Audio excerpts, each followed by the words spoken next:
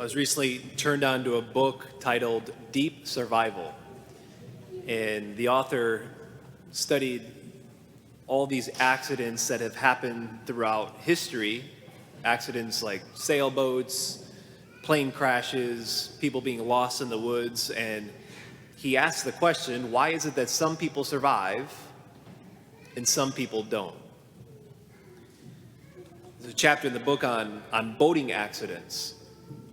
And it says, when it is clear who the captain is, more people survive. When it is clear who the captain is, more people survive. So you just like when, think of the boat's going down and everything's in chaos and if you're not sure who you're supposed to listen to, people die. But if there's a leader that comes and takes the helm and says, this is what's going on, this is what we need to do, more people survive. So it seems to be true for the case in boat accidents, but it also rings true for all of life. The gospel starts off today, Jesus is looking out at the crowds, and the text says, Jesus' heart was moved with pity for them. Other translation says he had compassion upon them. Why? It's because they were troubled and abandoned. Other translations say that they were harassed, they were helpless, they were mangled, they were cast away. It sums it up by saying they were like sheep without a shepherd. So today, two things. How do we avoid being troubled and abandoned ourselves? And secondly, a call for leaders. So first, how to avoid being troubled and abandoned. Sheep need shepherds to lead them, to guide them, to point them away, to say, hey, that there's harm over there. We need, come this way more. But to call the shots. See, but everybody needs someone to lead them, to guide them, to call the shots for them, to say, it's harmful over here. Best way is this way. Without that, we'd be lost. And I think it's increasingly evident today that more and more people don't know what to turn to for direction. More and more people don't have someone at the helm, an objective, authoritative voice to take orders from. And the result of that is then you just do whatever you want to do on a whim. That's hedonism. And hedonism is massively on the rise today. And it's an ethos, it's a spirit today that's celebrated, it's encouraged. Because without God as captain, we ultimately place ourselves as captain, which means we ultimately place ourselves as God. And of course, hedonism is the end result. Because if not God as captain, what is going to be the thing that leads and guides us? What's the primary thing that will lead and guide us to be our moral compass? It will either be our own personal code or it's societal's code. And both of those are deeply problematic if that's ultimately what is the moral compass. Because the personal code, like we said, can change from day to day. It can change from moment to moment. And it's just kind of do whatever I want to do it, whenever I want to do it, to whomever I want to do it with. And if it's a societal code, as we talked about before, societal code changes over time. What was seen as not acceptable and harmful to us 15 years ago, now is acceptable and it's not harmful. Both of those two things, the personal code or the societal code, both of those are subjective at the end of the day. And that's why the tradition is, the church has always held that believed that without a belief in God, morality would become subjective and arbitrary. You end up removing the objective and transcendent standard, a standard that's not from within, but a standard that's from outside. A standard that guides, a standard that provides direction, a standard that calls the shots, that says this is right, this is wrong, go here, this is harmful over here. And when those are removed, When the transcendent voice, objective voice is removed, it will ultimately lead to troubleness. It would lead to being mangled and cast away and helpless. So we have to avoid the urge to hedonism by placing the transcendent God as our captain. And secondly, the need for leaders. The next move you see here, so the first part of the gospel was Jesus looking at the crowd and having pity upon them, having compassion. But after he sees the crowds helpless and harassed because they don't have a guide, they don't have a leader, notice that he doesn't just have that and sit with it and is there passively with it. Rather, he actively does something. The thing that he does is this. The text says then he summoned his 12 disciples. To do what? To go to the lost sheep to be their leaders, to be their captain. He's calling forth leaders. He notices the need and he calls forth the leaders. And everyone needs a leader.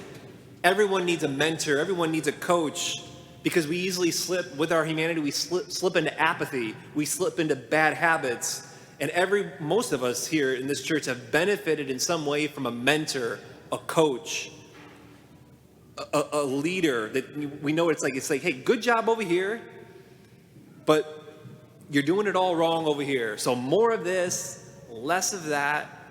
And whether it's a coach in golf, whether it's a coach learning to play an instrument, that's the case. And it's especially the case with a coach or a mentor in the way of life, to know what the way of life is and to be on the way of life.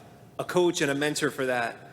The one that says, don't follow the whims of the world, of a hedonistic view, to say just follow along the momentary whims and pleasure of the moment, but choose sacrifice. Choose objective truth. Choose God.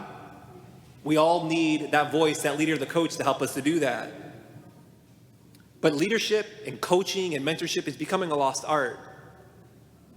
And fatherhood is becoming a lost art, because that's what fatherhood is. Fatherhood has a way to call forth potential from someone. You see the potential in someone. And what fatherhood is it's like, I want to evoke that potential out of you. I want to coach you and I want to mentor and I want to lead that potential out from under you. And sadly, as mentorship and coaching is in following the way of life is happening less and less, fatherhood is happening less and less. There's a research group called Child Trends that found that today 40% of births in the U.S. occur outside of marriage, which leads to 1 in 4 children today growing up in a household without a father.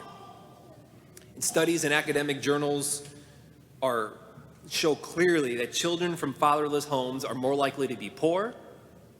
They're more likely to be involved in drug and alcohol abuse. They're more likely to drop out of school, to suffer from health and emotional problems. Boys are more likely to be involved in crimes, and girls are more likely to become pregnant as teens. There's a great need for mentors, for coaching. There's a great need for fathers, and the world is starving and crying out for it. And so the next move Jesus makes, as he looks out and he sees it, what does he see? He sees the harvest is abundant. The need and the cry out there is so strong. It is so abundant. He says the harvest is abundant and the laborers are few. There's few captains. But the call for all of us here this morning, as we come here, the call for all of us is be someone's captain. Be someone's captain. Be your children's captain. If you're a young person here, be a captain for someone at school. Be a captain for your neighbor. Be a captain for your coworker. Someone to come alongside them and say, this is the way. Not to point to yourself, but to point to the ultimate captain. Point to the ultimate captain who calls the shots. And maybe just the place maybe to end here and the important point to stress is that the objective, transcendent voice, the one that calls the shots, It's a voice of love. It's a father who knows best, who wants best for his children. And he wants us to desire the good. Not just here's the good, follow it begrudgingly. No. He wants to bestow and work in our hearts and to lead a life and to grow in a life of virtue so that I actually desire the good. I desire the right way. But he's the voice, ultimately, that we want to put as our captain. And maybe just close on this, to say, the way ultimately to avoid becoming troubled and abandoned, paradoxically, is to know that you're troubled and abandoned. To know that you're mangled and helpless. Paul sums it up beautifully in the second reading when he's writing to the Romans. He says, we were all helpless. To know that God, when he looks out on the crowds and sees pity, when he looks at you, when he looks at me, what does he see? When he sees us, he's got pity for you and me. He's got compassion for you and me. Because what does Paul say? Christ, while we were still helpless, when we were helpless and mangled and cast away, while we were still sinners, Christ died for us. While we were dead in our sin, he died for us. And here's the wild thing. Jesus himself becomes abandoned. Jesus himself becomes helpless and mangled and cast away to go on the cross, to reconcile us to God by his death. He himself goes to that spot. So make him your captain. Follow him.